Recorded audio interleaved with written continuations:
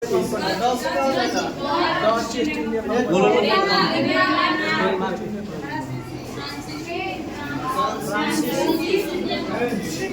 क्या पढ़ा थे? यही ना था। और सबका डेट भी बढ़ा के कब कब आया है बताइए। कब लिया है? कहाँ लिया है? 1400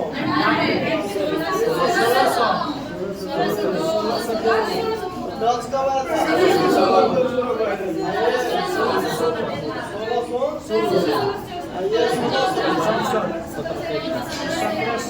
बताइए। वास्को डी गामा था कहाँ का था? वास्को डी गामा देखिए सबसे पहले बताइए भारत आने वाली कंपनी कौन थी? तो पुर्तगाली। और पुर्तगाली में सबसे पहला व्यक्ति कौन था? Vasco D gamma. कब आया था? 1714 सबसे पहले कोची बंदरगाह।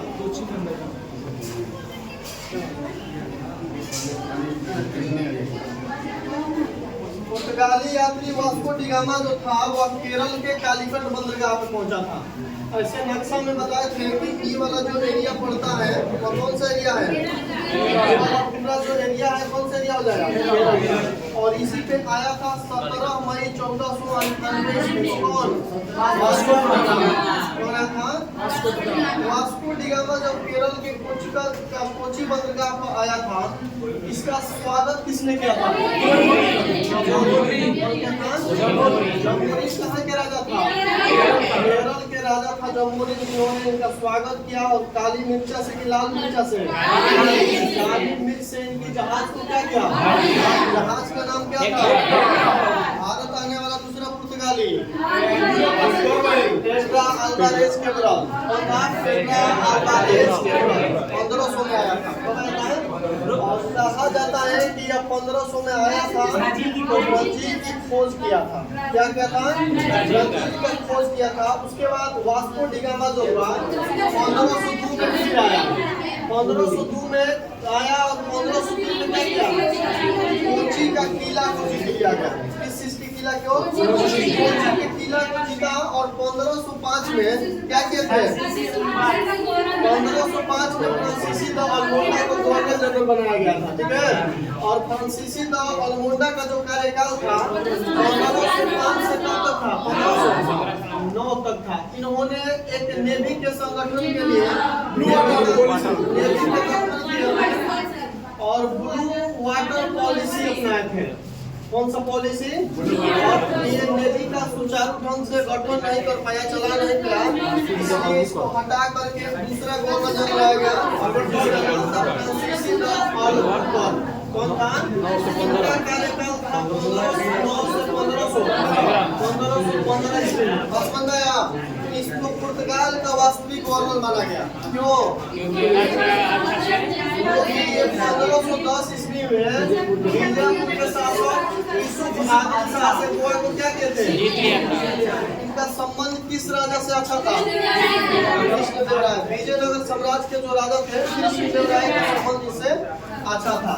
उसके बाद बताए थे कि ये जो अल्बुकर्क था पुर्तगालियों की संख्या में जब देखा कि कमी है इन्होंने भारतीय पुर्तगालियों को इजाजत दे दिया। ठीक है, बात समझ में आ रहा है?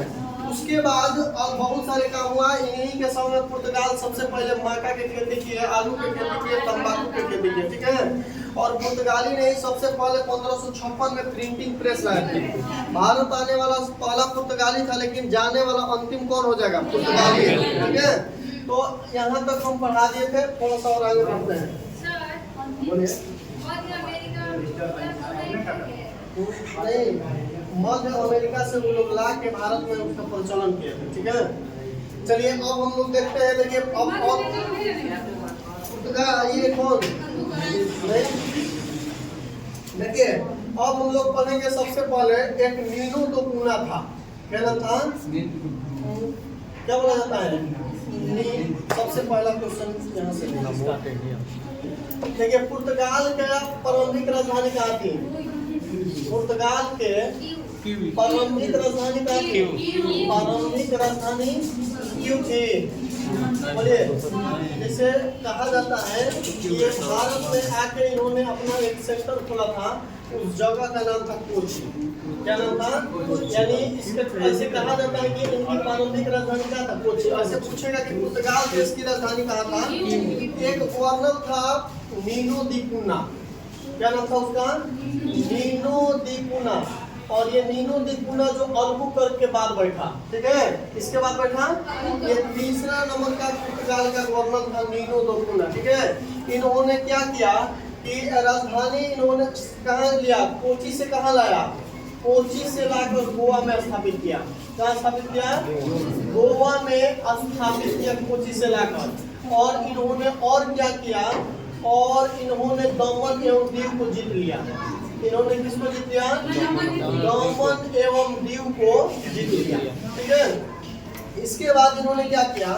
पुर्तगाल ने हिंद महासागर पे आक्रमण कर लिया था। किस पे आक्रमण कर लिया था? पुर्तगालियों ने हिंद महासागर पे आक्रमण कर लिया था। किस महासागर पर? हिंद महासागर पर आक्रमण कर लिया था। महासागर पर आक्रमण करके एक नेवी के गठन किया था, जिसका नाम था एस्टाडो द इंडिया। क्या नाम था? आक्रमण करके एक नेवी बनाए थे। नेवी संगठन का गठन किया था। नेवी का क्या किए थे? गठन। नेवी के गठन किए थे। और गठन करके उसने गठन जो किए थे उसका नाम क्या था? एस्टाडो द इंडिया। क्या नाम था? और इस नेवी का गठन करने के बाद इन्होंने इन लोगों से टैक्स लेते थे। उस टैक्स का नाम था कारटेक्स। क्या नाम था? कारटेक्स। टैक्स का नाम क्या था? टैक्स का नाम था कारटेक्स, ठीक है। तो ये बात याद रखिएगा आप लोग कि पुर्तगाल के आरंभिक राजधानी का थी कोची।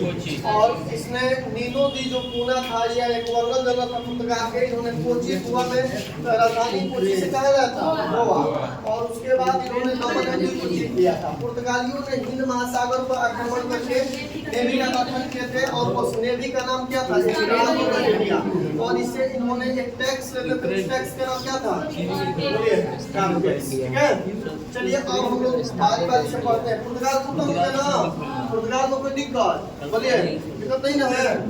बाकी हाँ, यूक्रेन की राजधानी क्यों? यूक्रेन पुर्तगाल की राजधानी कल क्यों बताएगा? पुर्तगाल की राजधानी लिस्बन होगा। क्या होता है? लिस्बन होता है। मान लीजिएगा यूक्रेन की राजधानी क्यों होता?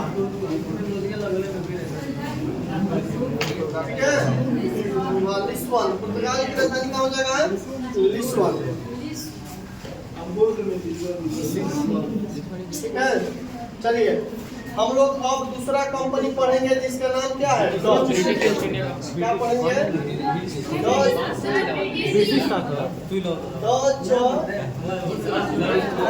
पढ़ लीजिए।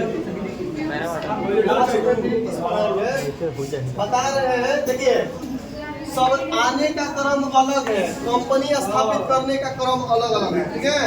अगर पूछेगा कि भारत आने वाला यूरोपीय कंपनी का क्रम बताइए, तो यह ट्रिक लागू होगा, पेड द फिश, ठीक है, बात समझ में आया। लेकिन पूछेगा कि पुर्तगाली जो यूरोपीय कंपनी थी, अपन सबसे पहले ये लोग व्यापारी कोठी स्थापित करने का क्रम बताइए, तो इसमें British east India company 3 number पर आ जाएगी, डच पहले हो जाएगा, ठीक है। तो हम लोग कंपनी स्थापित के अनुसार पढ़ रहे हैं। पहला पुर्तगाल हो गया, दूसरा कौन हो जाएगा? डच।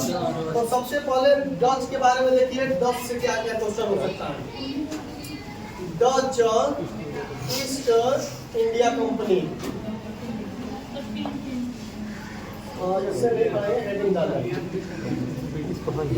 देखिए। डच जो ईस्ट इंडिया कंपनी था, सबसे पहले डच जो कहा था, कहाँ के निवासियों को कहा जाता था? डच किस जगह के निवासियों को कहा जाता था? तो डच कहा जाता था नीदरलैंड और हॉलैंड के निवासियों को, ठीक है। नीदरलैंड तथा हॉलैंड के निवासियों को क्या कहा जाता था? निवासियों को डच कहा जाता था। क्या कहा जाता था? कहा जाता था, ठीक है। किसको कहा जाता था?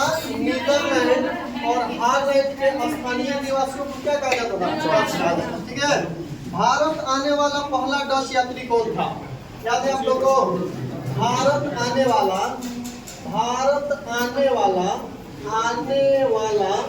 पहला डच यात्री जो था उसका नाम क्या था? बोलिए। उसका नाम था क्या बोला जाता है?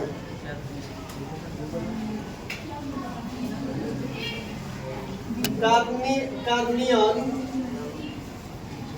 हाउटमैन। क्या नाम था उसका? कार्नियन हाउटमैन। ये 1596 में आया था। डच के यात्री था, क्या नाम था? कार्नियन हाउटमैन। ये हाउट लिखा गया है, ठीक से इसको देख लीजिएगा।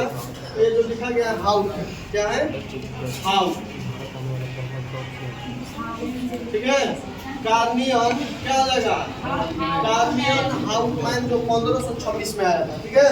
इसके बाद अगर 1596 में, इसके बाद अगला क्वेश्चन होगा इससे कि ये जो डच लोग थे, इन्होंने अपना पहला व्यापार करने कहाँ से चालू किए थे? जैसे इन लोगों ने पहला कंपनी अपना कहाँ स्थापित किए थे? डच लोगों ने तो कहाँ किए थे? डच ने अपना पहला व्यापारिक कोठी का मतलब समझ में आता है ना, कारखाना। व्यापारिक कोठी स्थापित किए थे 1605 में मछलीपट्टनम में। कहाँ स्थापित किए थे? मछलीपट्टनम में। बात समझ में आया? हो गया? तो डच ने अपना पहला व्यापारिक कोठी कहाँ स्थापित किए थे? 1605 में मछलीपट्टनम में। उसके बाद बोलिए मछलीपट्टनम कहाँ है? किसको याद है? आंध्र प्रदेश में, केरल में दूसरा है। उसके बाद डच ने दूसरा व्यापारिक कोठी कब स्थापित किए थे? दूसरा व्यापारिक जो कोठी था, मतलब दूसरा व्यापारिक कोठी के मतलब दूसरा कारखाना जो था उसका क्या नाम था? पुलिकट था। पुलिकट नहीं, पुलिकट। कहाँ है पुलिकट? बोलिए, ठीक है। उसके बाद अगला तीसरा डच ने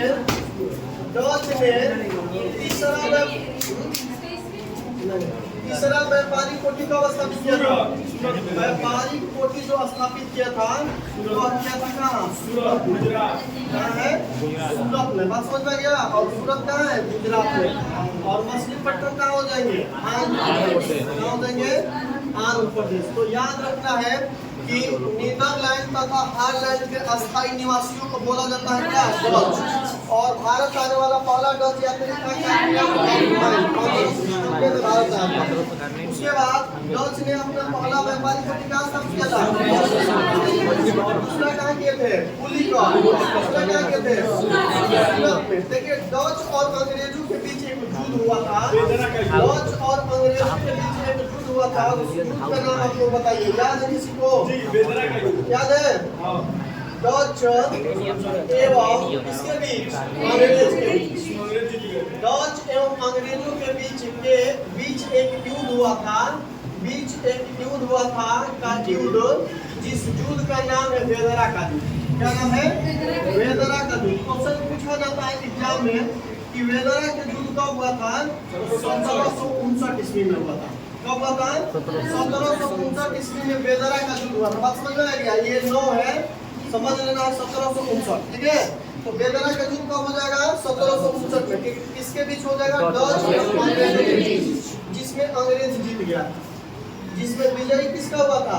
जिसमें अंग्रेज जीत गया और डच ईस्ट इंडिया कंपनी की शक्ति को क्या कर दिया? समाप्त कर दिया। जिसमें अंग्रेज विजयी रहा और विजयी रहने के बाद क्या किया? ईस्ट इंडिया बोला जाता है, डच ईस्ट इंडिया कंपनी को क्या कर दिया? अब समझ में गया? तो बोलिए एक बार डच ईस्ट इंडिया कंपनी के बारे में। डच ईस्ट इंडिया कंपनी की स्थापना कब हुआ था? 1500 ईस्वी में। 1600 में था।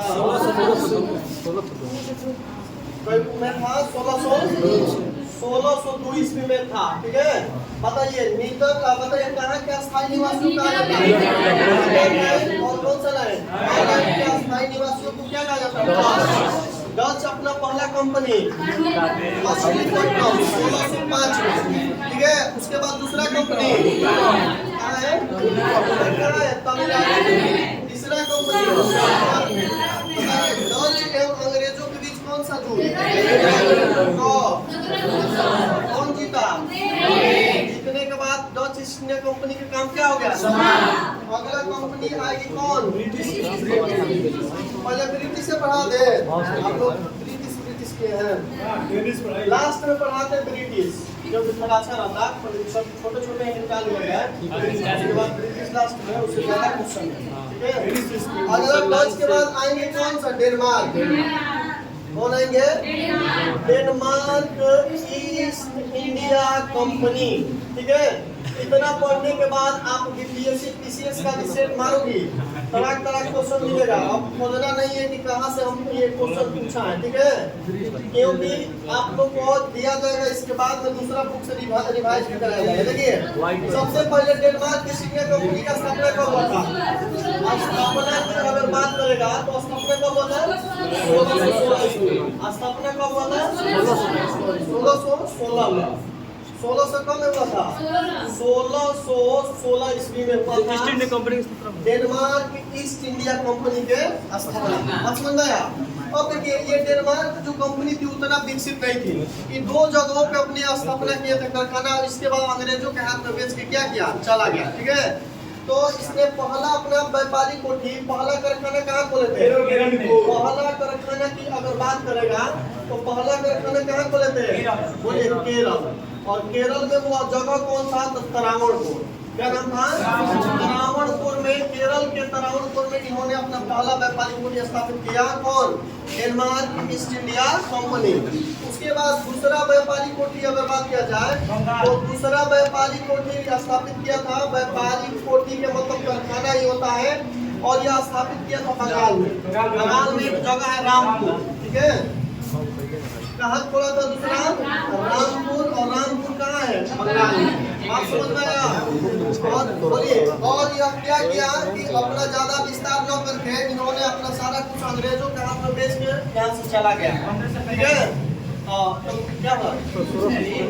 1545 में बेच दिया था। तो बोलिए, डेनमार्क ईस्ट इंडिया कंपनी का स्थापना कब हुआ था? बताइए, पहला व्यापारी कोठी कहाँ था? केरल में। दूसरा कहाँ था? ये पॉइंट याद रखिएगा, ठीक है। ये पॉइंट याद रखिएगा, जो पूछा गया क्वेश्चन है बहुत जगह एग्जाम में। तो अब बताना है कि दूसरा व्यापारी कोठी कहाँ था? रामपुर कहाँ है? बंगाल में। बात समझ में आया? चलिए, एक रामपुर उत्तर प्रदेश में भी है। हाँ, चलिए क्वेश्चन बताना है। डच ईस्ट इंडिया कंपनी का स्थापना कब हुआ था? बताइए, डच ईस्ट इंडिया कंपनी को मतलब डच किसको कहा जाता था? कहा गया, ठीक है। डच वह कौन सा डच यात्री था जो भारत आया था पहला?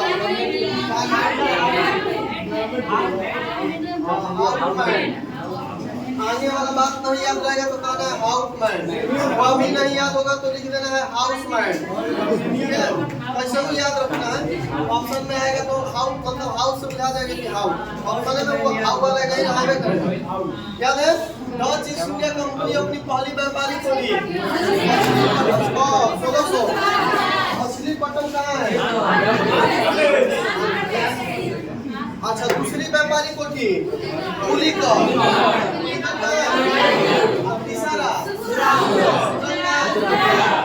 डेनमार्क ईस्ट इंडिया कंपनी का स्थापना कब हुआ?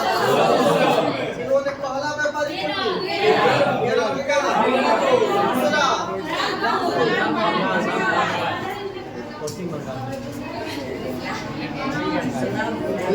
अगला हम लोग पढ़ेंगे कौन सा?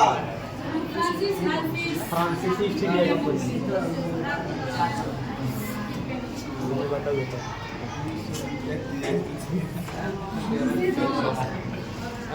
फ्रांसीसी ईस्ट इंडिया कंपनी।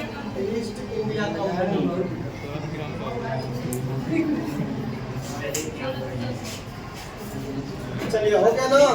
बोलिए स्थापना 1600 कब हुआ था? स्थापना पूछेगा तो हो जाएगा 1664 ईस्वी में। याद है? फ्रांसीसी ईस्ट इंडिया कंपनी का स्थापना हुआ था 1664 और यह जब स्थापना हुआ था तो लुई 14वां के समय हुआ था। क्या हुआ था? कहा जाएगा कि यह एक सरकारी कंपनी थी। कैसी कंपनी थी? यह एक सरकारी कंपनी थी।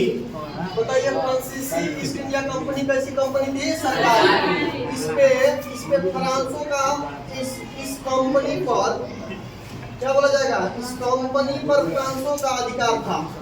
इस कंपनी पर फ्रांसीसियों का ठीक है अधिकार था। इसके बाद इसका जो निर्माण हुआ था कब हुआ था? किसके समय हुआ था? इसका निर्माण हुआ था लुई 14वां के समय। इसका निर्माण किसके समय हुआ था? इसका निर्माण लुई 14वां के समय हुआ था। किसके समय हुआ था? लुई 14वां के समय हुआ था। बात समझ में आया? बोलिए। अब देखिए अब क्या हुआ था कि इसका निर्माण जब लुई 14वां के समय हुआ था, तो अब ये क्वेश्चन बताना है कि जो फ्रांसीसी ईस्ट इंडिया कंपनी थी, पहला कारखाना कहाँ खोली थी? पहला कारखाना इनका था सूरत में। सूरत में था और 1668 में था। कब में था? 1668 में था। ठीक है। उसके बाद अगर पूछेगा कि दूसरा व्यापारी कोठी कहाँ स्थापित किया था, तो दूसरा कारखाना इनका कहाँ था? दूसरा कारखाना था मछलीपट्टनम। कहाँ था? मछलीपट्टनम। वही मछलीपट्टनम। और ये कारखाना खोला गया था 1669 ईस्वी में। कब खोला गया था? 1669 में खोला गया था। बात समझ में आया? बोलिए। अब इसके बाद क्या हुआ कि फ्रांसीसी जो मछलीपट्टनम में था, इसमें क्या हुआ कि फ्रांसीसी जो लोग थे उन्होंने बीजापुर के शासक से अनुमति लेकर पांडुचेरी राज्य की स्थापना की थी। ठीक है। फ्रांसीसी लोग का काम क्या था कि फ्रांसीसियों ने बीजापुर के शासक से, कहाँ के शासक से? बीजापुर के शासक से अनुमति लेकर क्या किए थे? अनुमति लेकर बोले क्या कहते? कौन सा राज? लेकर पांडुचेरी राज की स्थापना किए थे। कौन सा चेरी था? पांडुचेरी राज के क्या कहते हैं? शासित प्रदेश है ऐसे तो राज के क्या कहते हैं? स्थापना किए थे। और यह स्थापना कब हुआ था? 1673 ईस्वी में। बात समझ में आया? इसी पांडुचेरी में एक जगह है, आप लोग याद रखिएगा, क्या नाम है? ओल्वीरो आश्रम। क्या है? ओल्वीरो आश्रम है। ओल्वीरो आश्रम का निर्माण ज्योतिबा फुले किए थे। नहीं, क्या नाम है? ज्योतिबा फुले नहीं थे। क्या नाम है उसका? लाइफ डिवाइन पुस्तक के लेखक कौन है? अरविंदो घोष। ये अरविंदो घोष किए थे। कौन के थे? अरविंदो घोष। बात समझ में आया? तो उसके बाद देखिए फ्रांसीसियों ने बीजापुर के शासक से अनुमति लेकर किसका निर्माण किया थे? पांडुचेरी का। ठीक है। इसके बाद अगला जो क्वेश्चन था,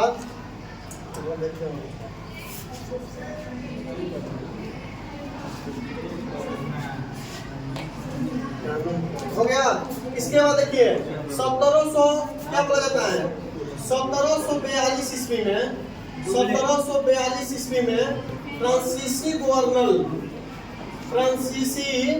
क्या नाम है? गवर्नर, जिसका नाम क्या था? डुप्ले। कौन थे? डुप्ले को भारत में क्या बनाया गया? भारत में गवर्नर बनाया गया। क्या बनाया गया? गवर्नर। ठीक है।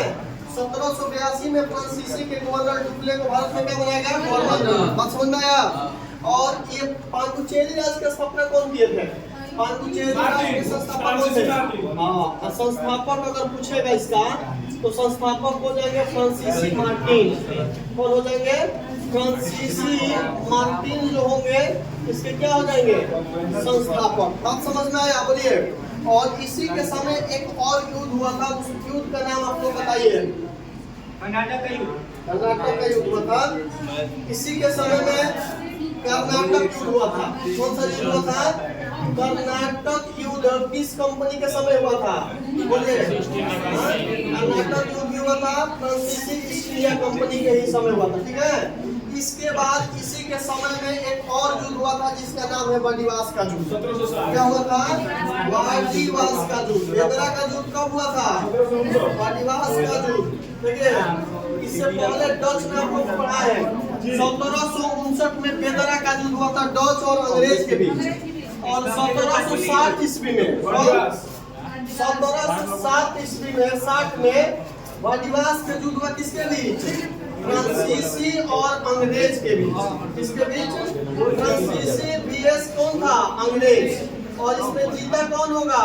विजयी रहा। कौन विजयी रहा? अंग्रेज विजयी रहा। बात समझ में आया? तो बोलिए एक बार फिर से बोलिए, फ्रांसीसी ईस्ट इंडिया कंपनी का स्थापना कब हुआ था? 1664 में। यह एक कैसी कंपनी थी? तीसरा। और ये क्वेश्चन मिलान करने के लिए देता है एग्जाम में, डेट के साथ संधि और पूछता है। फ्रांसीसी भारत से गए कब थे? देखिए बता रहे हैं 1956 के तक में कहीं किसी बुक में 55 मिल जाएगा, ठीक है? 56 मतलब रख लीजिए। देखिए सबसे पहले हम लोग पढ़ेंगे कर्नाटक के बारे में। कर्नाटक युद्ध में क्या क्या हुआ था, ठीक है? कर्नाटक युद्ध किसके समय हुआ था? कर्नाटक युद्ध। ये सब कैसे लिख रहा हूँ?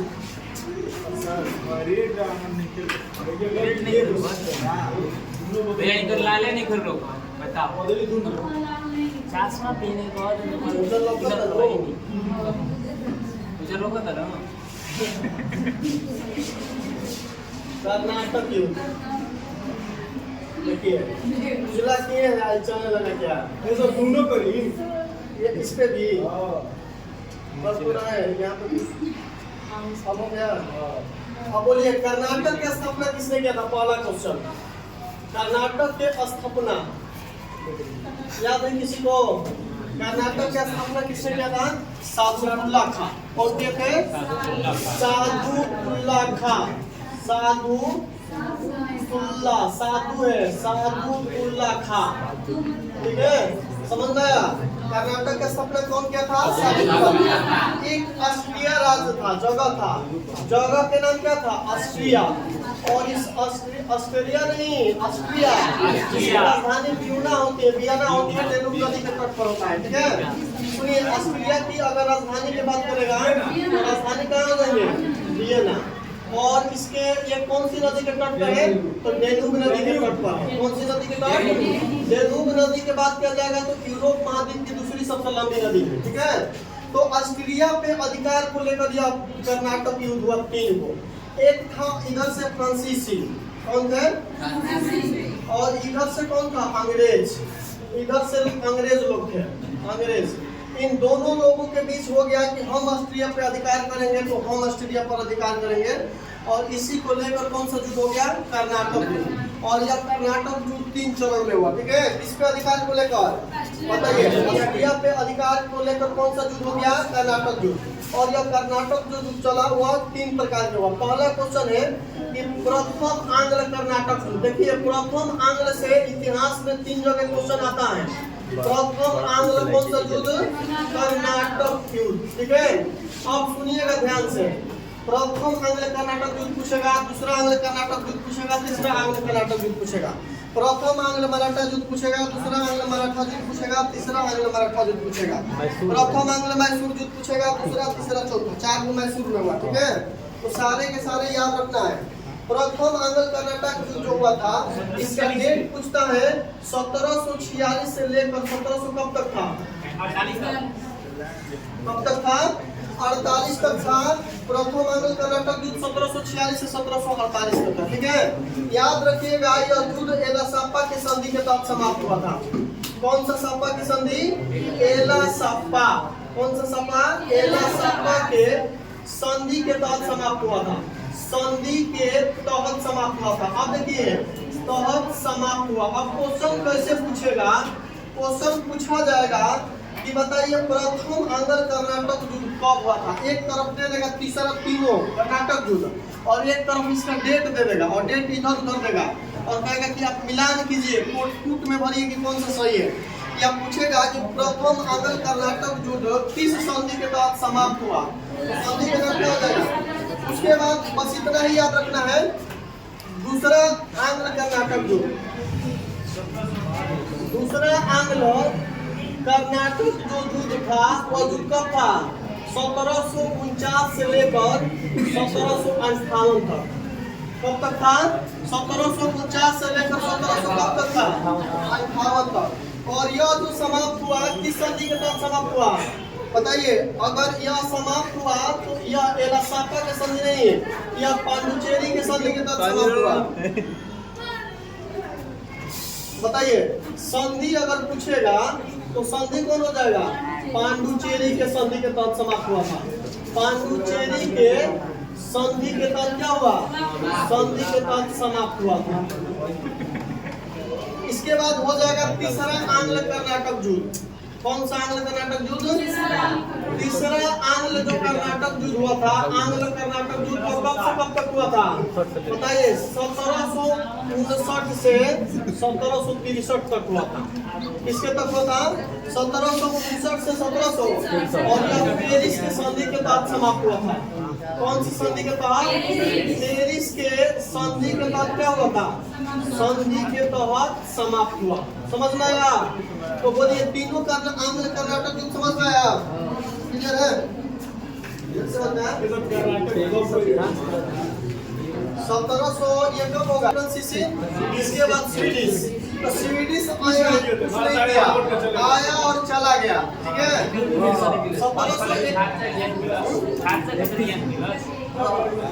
1731 में आया और चला गया, मतलब अपने व्यापारिक कोठी स्थापित नहीं किया। तो आप लोग स्वीडिश में लिख लीजिएगा, स्वीडिश डाल के कि स्वीडिश इसकी स्थापना मतलब कब आए थे लोग? 1700। इन्होंने अपना व्यापारिक कोठी स्थापित नहीं किया, इन्होंने अपना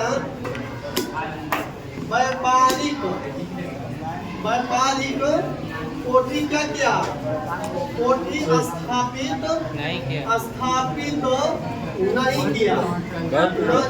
और यहाँ से ये लोग क्या किए? चले गए। बात समझ में आया इतना? बोलिए क्लियर है? चलिए याद रखिएगा।